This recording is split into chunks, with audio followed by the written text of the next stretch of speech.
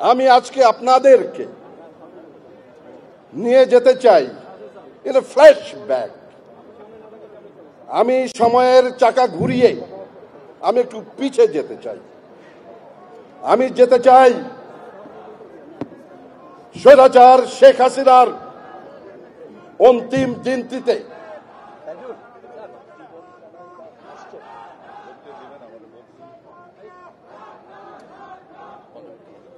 আপনারা স্লোগান বন্ধ করুন দয়া করে।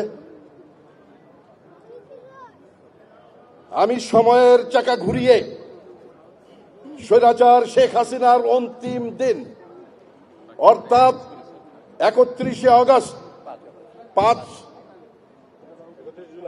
31শে জুলাই অর্থাৎ আমি দুঃখিত 5 আগস্টে আমরা ফিরে যাব।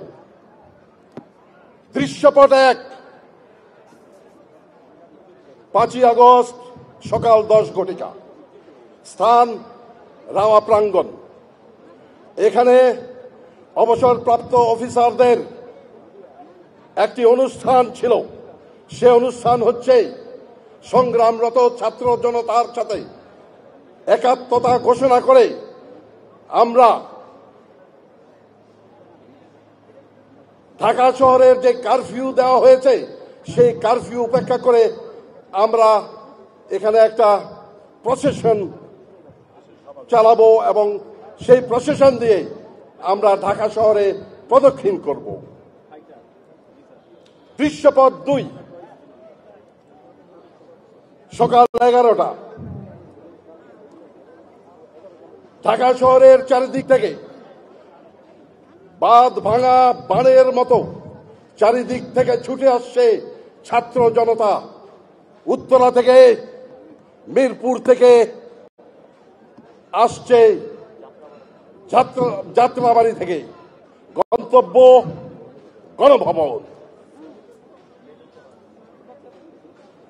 দৃশ্যপট 3, গণভবন সকাল 11:30টা। মুখোমুখি বসে আছেন স্বৈরাচার শেখ হাসিনা ও সেনাপ্রধান। বাদানুবাদ হচ্ছে। সেনাপ্রধান বলে দিলেন, মাননীয় প্রধানমন্ত্রী, আপনার আজকে অন্তিম দিন, আপনি পদত্যাগ করে দেশ গণতন্ত্রের হাতে তুলে দিন। শেখ হাসিনা বললেন, না, আমি দেব না। আমি ফাদার অব দ্য নেশনের কন্যা, আমার বাবা এদেশ স্বাধীন করেছে, আপনি গুলি চালান।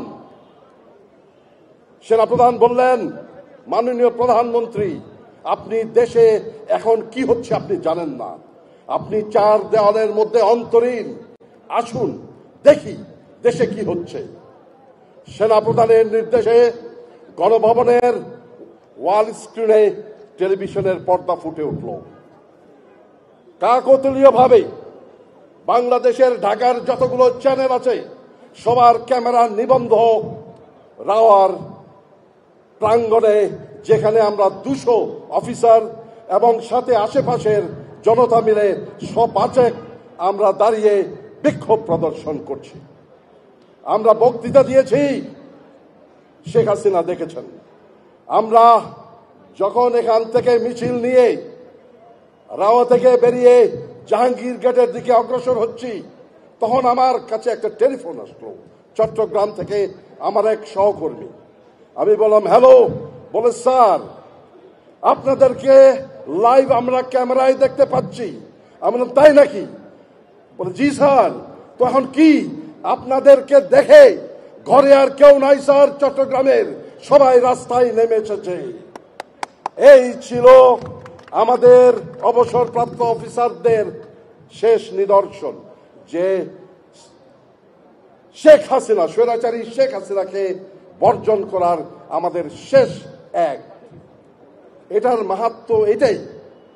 এটা বলছি এখানে যে আজ আবার পুনরায় আমরা এখানে জমায়েত হয়েছি, সমাবেশ হয়েছি জনগণের সাথে একাত্মতা ঘোষণা করার জন্য এবং ভারতের বিরুদ্ধে, ভারতের আধিপত্যের বিরুদ্ধে আমাদের সংগ্রাম জারি রাখার জন্য।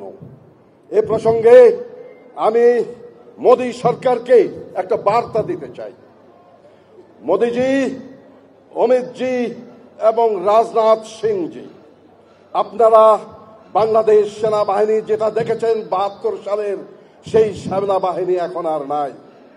আমরা এখন যুদ্ধোপযোগী এবং যে কোনো শত্রু মোকাবেলায় প্রস্তুত।